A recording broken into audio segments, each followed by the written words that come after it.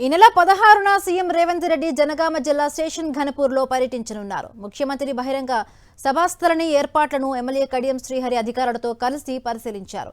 ఈ పర్యటనలో సీఎం పలు అభివృద్ధి పనులకు శంకుస్థాపన చేయనున్నారు. 100 పడకల హాస్పిటల్, డిగ్రీ కళాశాల నిర్మాణ స్థలాలను కడియం పరిశీలించారు. ఇంటిగ్రేటెడ్ రెవెన్యూ కార్యాలయాల నిర్మాణ స్థలాల గురించి కలెక్టర్ షేక్ రిజ్వాన్ భాషాతో ఆరా తీశారు. అనంతరం సీఎం సభ ఏర్పాట్లపై వివిధ శాఖల అధికారులతో సమీక్షా సమావేశాన్ని నిర్వహించారు. పలు అంశాలపై అధికారులకు సూచనలు ఇచ్చారు.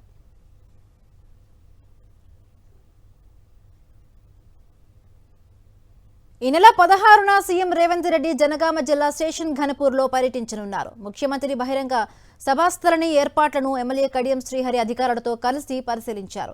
ఈ పర్యటనలో సీఎం పలు అభివృద్ధి పనులకు శంకుస్థాపన చేయనున్నారు.